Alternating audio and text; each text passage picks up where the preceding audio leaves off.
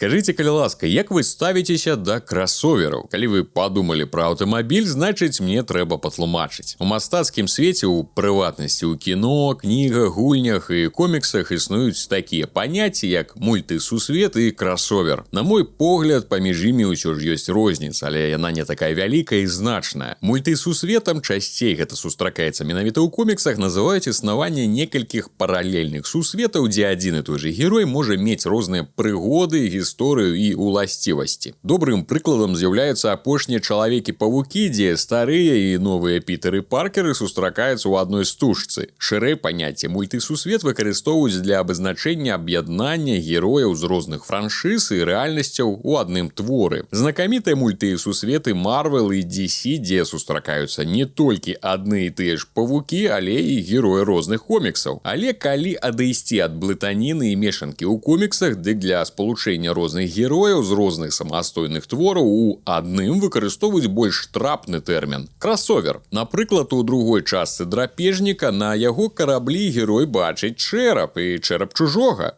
Памятаю, што ў мяне малое гэта моцна ўразіла. З гэтага выцек кросовер на 2 фільмы, дзе і сустракаюцца іншапланецяне. Чужы супраць драпежніка. Не сакрэт, але не ўсе пра тое ведаюць, што гульні фінскай студыі Remedy знаходзяцца ў адным сусвеце. То бок Alan Wake, Quantum Break, Control і, канешне, Max Payne. Са сваімі нюансамі, пра якія я скажу пазней, але ж усе яны нібыта прадстаўляюць адну вялікую гісторыю. Гэта не мультысусвет, не кросовер, а нешта крыху іншае, што носіць назву «Супольны сусвет Remedy». Як так атрымалася, як гэта выглядае, давайте разбяромся. Перад вами не лоравае відэа, не пераказ сюжэтаў, а спроба распавесці агульную карціну і аб'яднаць мае ўражанні ад гульняў фінскай студыі, у прыватнасці апошніх 2 Control і гучнага Alan Wake 2 у каардынатах прыдуманага сусвету, які стварае распрацоўшчык. Канешне, без нейкіх спойлераў не абысціся для тлумачэння сувязяў ці момантаў, таму, калі ласка, майце гэта на ўвазе, але і раскідвацца лоравымі крутымі паваротамі я не збіраюся. Давайте пачынаць.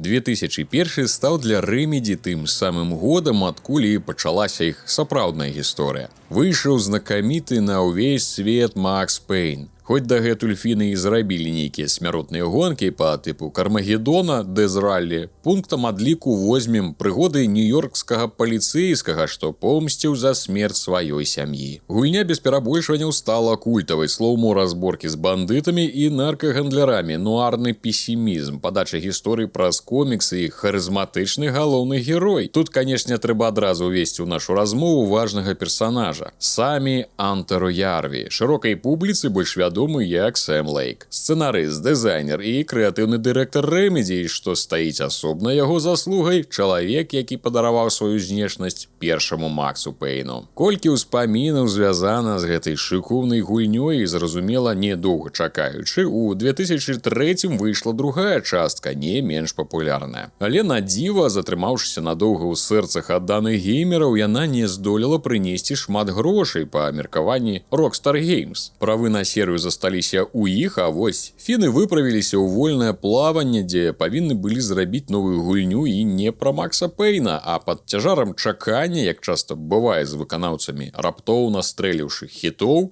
яны зваліліся ў творчы крызіс. Крызіс доўжыўся доўга. Ідэя гісторыі знакамітага ў сусвеце гульні пісьменніка Алана Уэйка прайшла вялікі шлях, і ад першага тызера ў 2006 яшчэ 4 гады варылася ў офісе распрацоўшчыкаў, раз за разам атрымлівае чарговыя змены і карэкціроўкі. Нарэшце ў 2010 свет убачыў галоўнага героя, што разам з жонкай прыязджае ў маленькі гарадок Брайт Фолз, паклаўшы пачатак таму, што і дагэтуль ніяк не разгрэбці. Сутнасць гісторыі ў таемным возеры і чымсьці звышнатуральным, што тут пануе. Алан увесь час змагаецца з нейкімі апантаннымі, якія баяцца толькі святла ліхтароў, шукае сваю жонку, што раптоўна знікла па пачатку гульні, ды намагаецца разабрацца, якой тут халеры ў прынцыпе адбываецца. Ён не супергерой, а звычайны пісьменнік, праз што і геймплэй гульні цалкам адрозніваецца ад мінулых прыгод Макса Пэйна. Паволі павольны, непаваротлівы, з характэрнымі латкамі на локцях, пінжака намагаецца зладзіць і са зброяй, і з ворагамі. Адметна, што ён таксама, як і распрацоўшчыкі, прыехаў сюды змагацца з творчым крызісам. Увесь час пісаў раманы пра, што дзіва, нью-йоркскага паліцэйскага Алекса Кейсі, якога можна нават не пералічваць. Рысы падабенства з'яўляецца Максам Пэйнам. Проста праз адсутнасць аўтарскага права яны не маглі выкарыстоўваць гэтага персанажа, а вельмі хацелася. Я ўпэўнены, што ідэя стварэння агульнага гульнявога сусвету у іх з'явілася пазней, а згадванне мінулага героя ў Алане Уэйке гэта проста рэферэнс і адсылка, не болей. На змену коміксам з Макса прыйшлі кінематаграфічныя кат-сцэны. Сюжэт робіцца асноўным стрыжнем, бо баёўку у адрозненні ад слоу-мо весялухі у Пэйнах цяжка назваць забаўляльнай і гулябельнай. Праходзячы нядаўна яе, каб быць гатовым да другой часткі, я не раз раздражняўся. Бо зноў жа паўтаруся, Алан Уэйк пісьменнік, а не кіллер Уік. Ледзь варочаецца, не можа нармальна бегаць і ухіляцца, ад чаго бойкі з ворагамі, якіх трэба біць не адной куляй, а дуэтам са святла і зброі могуць патурбаваць. Цемра, жахі, рукапісы ад невядомага на пачатку аўтара, што апісваюць падзеі гульні за пару хвілін да іх здзяйснення, і іншыя таямніцы захапілі шматлікіх геймераў, і яны сталі чакаць працяг. І зноў, як і з Пэйнам, новая гульня фінаў хоць і акупілася, няблага была сустрэта крытыкамі, не без хіб і заўваг, не адразу атрымала другую частку. Зусім не адразу, а праз 13 гадоў, але пра гэта пазней. Пасля рэлізу яны здолелі зарабіць 2 дапаўненні, што працягвалі гісторыю, ды асобны Alan Wake American Nightmare, што цяпер зразумела выглядае як падводка да другой часткі. Тут мы трапляем у Night Springs. Гэта перадача на ТВ пра розныя звышнатуральныя з'явы. Сюжэт да адной з серый якой калісьці на пачатку сваёй кар'еры пісаў і сам Уэйк. Тут мы сустрэнем Скрэтча, злога двайніка, што будзе галоўным антаганістам у другой частцы ў 23-м. То бок Remedy рыхтавала падводку да распрацоўкі, але правы, як гэта ўжо ўваходзіць у іх у норму, зноў належалі не ім, а выдаўцу Microsoft, якія не давалі ні зялёнага святла на працяг,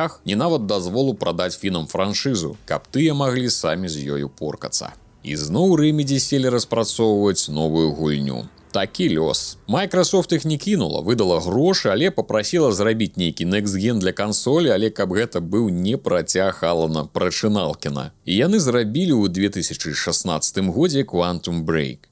Праект пра машыну часу, нейкія чыста ноланаўскія разборкі, дзе ўсё пераблытана. Фіны уляпілі ў гульню ажно сапраўдны серыял, што быў важнай часткай геймплея. Серыяламі яны мелі справу яшчэ ў часы першага Алана, калі выйшаў міні-сезон Bright Falls. Можете пашукаць такі ў інтэрнэце, невялікі прыквел да гульні. Серыялу Quantum Break, канешне, можна было не глядзець, але тады для поўнага разумення прыйдзецца чытаць усе цыдулкі і нататкі, што знойдзе по гульні. А іх будзе немало. І можна наадварот, не гуляючы паглядзець кіно, пра што вы таксама будзеце хоць і паверхнева, але разумець, што адбываецца. Кожны акт скончваецца серыяй у 20 хвілін, і на яе змест вы таксама ўплываеце сваім выбарам падчас праходжання. Дзіўная толькі сістэма падгрузкі відэа з інета. Імаверна, справа ў вялікай вазе такіх файлаў, бо гэта ж незвычайныя кат-сцэны. Тут Remedy ўжо разышліся з кінематаграфіяй, толькі паспрабаваўшы сябе ў гэтым кірунку ў першым Алане. Экспірыенс, які, пэўна, не ўсім зойдзе, і, зразумела, даволі супярэчлівыя водгукі ад крытыкаў за саму падачу матэрыялу. І зноў унутры мы знаходзім адсылкі да мінулага і агульнага. Напрыклад, кнігі пра Алекса Кейсі ці ўжо падрыхтоўка адсылка відэа, якое знаходзіць галоўны герой. На ім Сэм Лейк у ролі Алекса Кейсі, ўжо сапраўднага агента ФБР, а не выдуманага героя кнігі, а таксама Сага Андерсон, гераіня Alan Wake 2. Праз адсутнасць правоў тут не называюцца ні імёны, не згадваюцца назвы, але ж усе ўсё цудоўна разумеюць. І такімі адсылкамі ўжо і Quantum Break упісваецца ў новы сусвет, што ствараюць Remedy. Не буду засяроджвацца на гэтай гульні, бо па маіх асабістых уражаннях яна менш за ўсё датычна да супольнай гісторыі, бо і распрацоўвалася з іншымі мэтамі пад Microsoft, і сюды было складана ўпіхнуць нешта важнае. Карацей, гульня выкарыстоўваецца ў сусвеце, але не стваралася ў ім і для яго, бо зноў жа гісторыя з аўтарскімі правамі. У 2007 годзе ў часы распрацоўкі першага Алана Прачыналкіна ў інтэрнэце на нейкім форуме цалкам асобна і незалежна з'яўляецца аматарскі допіс пра нейкую небяспечную звышнатуральную з'яву цалкам сухой навуковай мовай. Мэта даследавання, аб'ект, апісанне, назірання. І гэты фармат, насычаны навуковай жа тэрміналогіяй, змог выклікаць у сваіх чытачоў яскравыя эмоцыі, нібыта ад добрага апавядання жахаў. За ім энтузіясты пачалі ствараць новыя запісы з звышнатуральным аб'ектам, даваліся кодавыя маркіроўкі, каталагізацыя, а ўнутрафорумны лор павялічыўся да стварэння у ім выдуманай арганізацыі SCP Foundation – Special Containment Procedures – асаблівыя умовы ўтрымання. Фонд, які займаецца выяўленнем і захоўваннем небяспечных, шкодных ці проста звышнатуральных аб'ектаў. Падавалася бы, прычым нейкая форумная пісаніна да нашай тэмы. Хто гуляў у Control 2019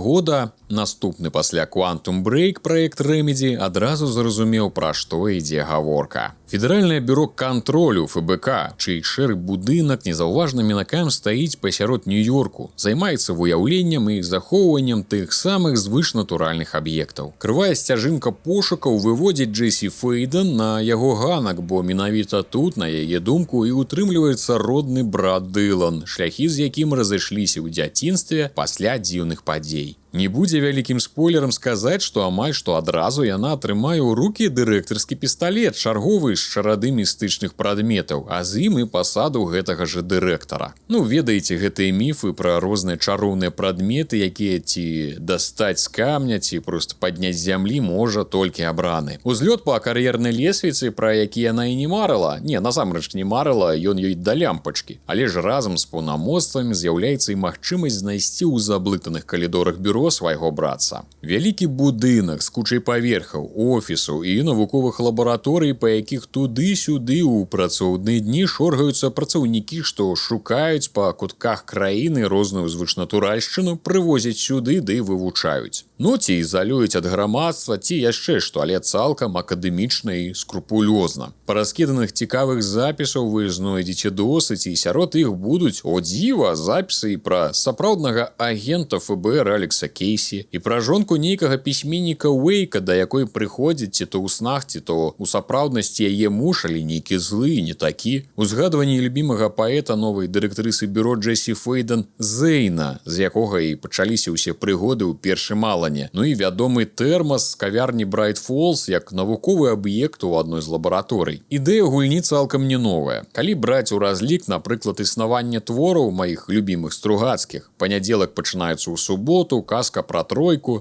з існуючым навуковым інстытутам па даследаванню казак і вытворчасці розных магічных прадметаў, тыпу чароўнай палачкі, дык і зусім атрымліваецца даўно вісела ў паветры. Праўда, не думаю, што Сэм Лейк ведаў пра існаванне гэтых твораў, але ж. Архітэктурны бруталізм, падаецца, так называецца, добра падкрэслівае бюракратычнасць і кансерватызм бюро, холоднасць і нават нейкую антыутапічнасць, дзе пад строгі навуковы дагляд трапляюць розныя жудзікі, тыпу халадзільніка, ад якога, калі адвесці вочы, дык ён можа нешта зрабіць кепскае. І што кепскае, ніхто не хоча правяраць, таму каля яго ўвесь час сядзіць лабарант на дзяжурстве і не мігаючы вачыма глядзіць. А ўлічваючы, што падчас пачатку гульні на бюро нападаюць нейкія істоты, што клічуцца іссамі, захопліваюць свядомасць працаўнікоў і ахоўнікаў са зброі. Дык, напрыклад, той хлопчык, якому не пашанцавала сесці ў дзяжурства каля халадзільніка, амаль што суткі там сядзіць. Мне яго было вельмі шкада, бегаў туды-сюды валасы назад, каб яго вызваліць. Атрымалася, што гісторыя Алана Уэйка і шалёнага возера ў Брайт Фолз таксама трапляе ў вобласць цікавасці бюро, бо цалкам падобна на тое, з чым яны ўвесь час маюць справу. Возера з хацінай, якое то знікае, то з'яўляецца, ды паглынае людзей. Цёмныя сутнасці, якіх без ліхтарыка не забіць, нейкія рукапісы, дзе напісаны рэальныя падзеі будучыні. І адзін з персанажаў гульні 2010 года пра Алана, доктар Хартман, з'яўляецца ў другім DLC, ужо афіцыйна і грунтоўна звязваючы і кантрол з пабудаваным раней сусветам. Але як так атрымалася, бо Алан належыць Microsoft. Здзейсніцца ўсяму гэтаму дапамаглі нечакана Epic Games. Спачатку яны разам з Nvidia і выдавецтвам 505 Games спансіруюць распрацоўку гульні пра нейкае дзіўнае бюро, а потым падпісваюць кантракт з Remedy на бесплатную раздачу Control у іх інтэрнэт-краме Epic Game Store. Атрымліваюць дамову на эксклюзіўныя 3 гульні для партала і за гэтыя уступкі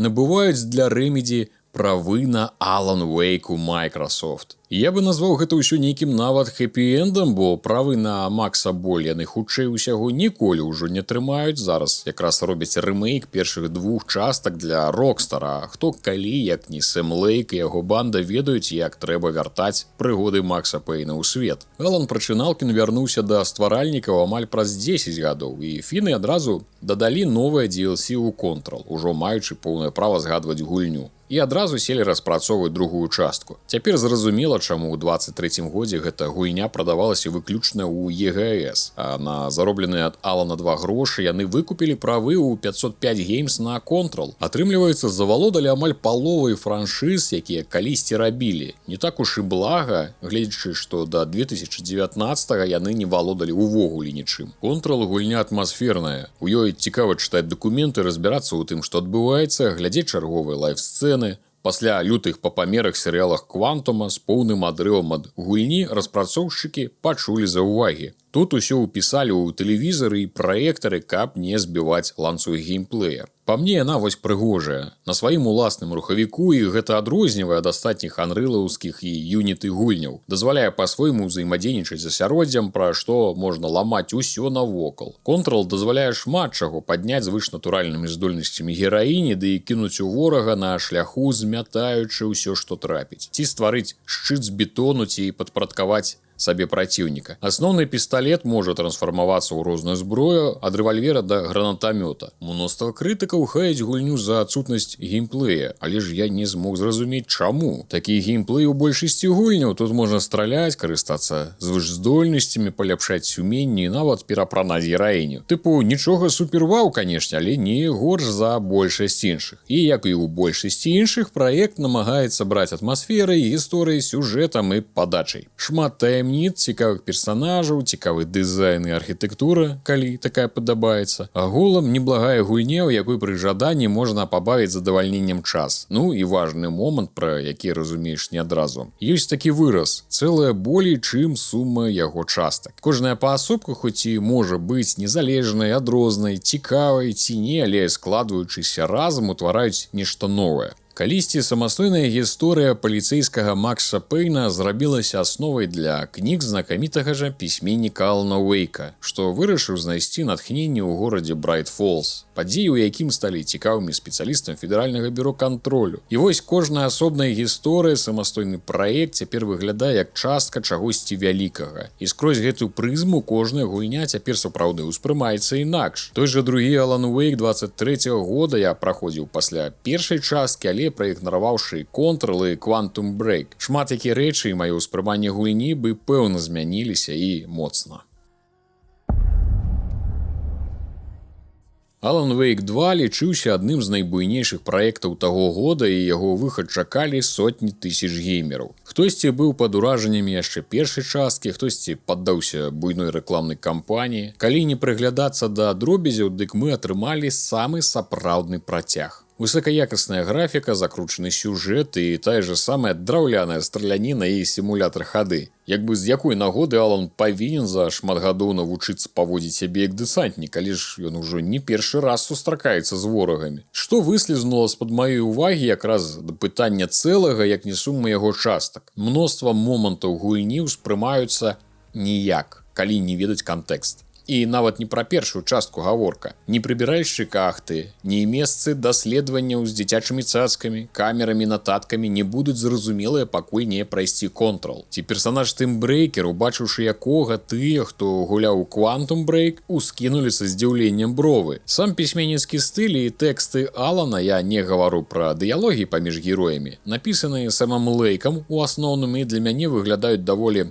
пасрэдна. Скажам, кнігі Алана я бы дакладна не чытаў. Але ў гульні ёсць цікавыя і грунтоўныя геймплейныя асаблівасці, займальна там торкацца з дошкай расследавання за сагу Андерсон, дзе трэба развешваць, хоць і заскрыптавана, доказы і злучаць чырвонай ніткай, як у кіно пра сапраўдных агентаў ФБР. І гульня з выключальнікам за Алана, змена рэальнасці і перапісванне іншых гульнявых сцэн. Гэта пераўтварае проста бадзяльню з першай часткі ў нешта большае, хоць месцамі гэтая хада па лесе можа быць вельмі нуднай. Але папуры зацылак і звязак, канешне, ўражвае. Асобкам стаіць мастацкі складнік, лайв-здымкі, мініфільмы і адчуванне знаходжання ў чысці хворай галаве. Распрацоўшчыкі зноў намагаліся выйсці за межы геймплейных крат, пераўтвараючы гульню ў мастацтва. І тут, як часта бывае з незвычайнымі праектамі, калі яно ў вас пройме, дык вы кайфаніце. І ў трэці раз кажучы пра цэлае як больш, чым сума яго частак, цяпер, пасля падрыхтоўкі гэтага відэа, праходжання Control і Quantum Break, другое знаёмства з Аланам Уэйкам 2 было бы іншым і, я думаю, што цікавейшым. Наўмысна не лезу ў апісанні ўзаемасувязяў паміж гульнямі ў каардынатах агульнага сусвету, здагадак і тэорый, што ўзмацніліся ці з'явіліся па выхадзе Alan Wake 2. Бо для гэтага, пэўна, трэба нашмат болей часу, ды і лепей, канешне, паспрабаваць разабрацца самому, пачаўшы з праходжання гульняў, і можна ў той чарзе, як яны выходзілі. Трэба разумець, што сусвет яшчэ не сфармаваўся да канца. Я не паверу, што ўсе крокі і ідэі ў іх гульнях мелі далёка ідучыя планы, і хутчэй яны проста выдумлялі на хаду, працуючы з тым, што ёсць. Цяпер, калі правы на Алана зноў у іх, хоць і з абавязкам эксклюзіваў на ЕГС, правы Control таксама, дык можна ў межах нават гэтых дзвюх франшыз спакойна будаваць сусвет, дадаючы сюды таксама і новыя праекты з новымі персанажамі. Прама зараз фіны мала таго, што робяць рэмейк 2 частак Макса Пэйна для Rockstar, гэта мы, канешне, чакаем, заняты сваімі ўласнымі праектамі. Ідзе распрацоўка, па-першае, 2 DLC для Алана Уэйка. Адно распавядзе пра некалькі таемных гісторый з унутрагульнявога шоу Night Springs, нешта кшталту дапаўнення да першай яшчэ часткі American Nightmare. Другое жа DLC з назвай Lake House, імаверней усяго распавядзе якраз пра той самы домік у возера, зноў жа першай часткі, але з боку гледжання бюро кантролю, якое туды наведвалася. І гэта можа быць падводкай да сюжэта паўнавартаснага працяга ўжо франшызы Control, як калісьці DLC AV было, скажем так, анонсам другой часткі Уэйка. Дзве гульні ўсё тужэй сплятаюцца адна з адной. Ну і асобкам ідзе работа над праектам з працоўнай назвай Кондор, кааператыўны шутер пра супрацоўнікаў ФБК, якія змагаюцца з нападамі звышнатуральных істот у сценах бюро. І яшчэ адзін мультыплеер з кодавай назвай Kestrel. Фіны, карацей, пайшлі ў разнос. Галоўнае, каб кавалак, што хочуць заглынуць, не стаўся занадта вялікім. І ўсё гэта, магчыма, толькі пачатак, калі новыя праекты прынясуць фінам больш грошкаў, незалежнасці, дык самі Антер Ярві не будзе стрымліваць сваю фантазію, відавочны талент, разгарнуўшыся на поўную, і, імаверна, калісьці мы ўбачым яго опус магнум, дзе сплятуцца і будуць здзейснены ўсе ідэі, напрацоўкі і мары за апошнія 25 гадоў, якія з тых ці іншых прычын так і не знайшлі свой выхад. Супольны сусвет Remedy варты таго, каб з ім пазнаёміцца. І можа цяпер пасля такога позірку з вышыні птушынага палёту на агульную карціну вы па-іншаму будзеце ўспрымаць гульні Remedy.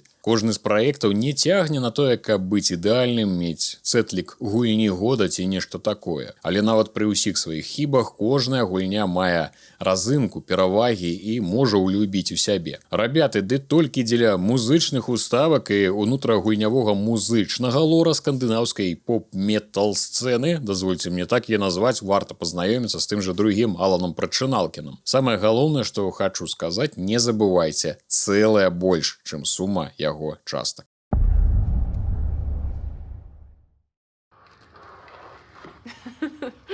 Really? А я ж на гэтым буду з вами развітвацца. Спадзяюся, што відэо было цікавым, калі так папрашу падтрымаць яго вашым шляхетным лайкам, ну ці дызлайкам, калі так лічыце, ну і, канешне, каментарым. Думаю, у вас шмат ёсць чым падзяліцца на тэму гульняў ад фінскай студыі Remedy. Нават калі не гулялі ў апошнія праекты, дык Макса Бацькавіча Пэйна, думаю, памятаюць амаль усе. Падкажыце яшчэ, пра што падобнага фармату відэа вы бы хацелі ўбачыць на канале. Дзякуй велізарны спонсорам з Patreon і YouTube, што даеце мне магчымасць і час праходзіць такія праекты і рабіць для вас відэа. Каму цікава тэматыка вясковага лайфблога, запрашаю на канал ягоны хутар з замалёўкамі хутарскога баўлення часу. А калі вы хочаце і маеце магчымасць падтрымаць праект фінансава, спасылкі ў апісанні, і за гэта атрымаеце маю бязмежную падзяку, ранні доступ да відэа на асноўным канале і гульнявых навін на канале Відзік. Дзякую усім за ўвагу. З вами быў Рудзі і да новых сустрэч.